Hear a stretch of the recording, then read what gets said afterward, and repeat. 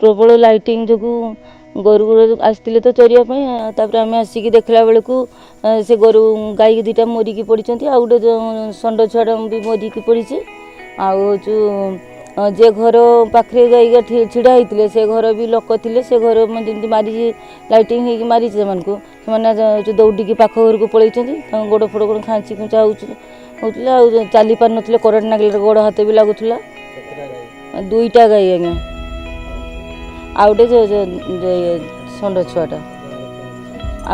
गाँव गछ बछ सब भांगिकी पड़ी भांगिकी लगिकी रही गचरे आ पाख घरटा हूँ गोटे गछ को मारी से गछटा फटई घर से स्विच बोर्ड फिच बोर्ड से सब लाइट फाइट सब ये छिड़ी जा पड़ी।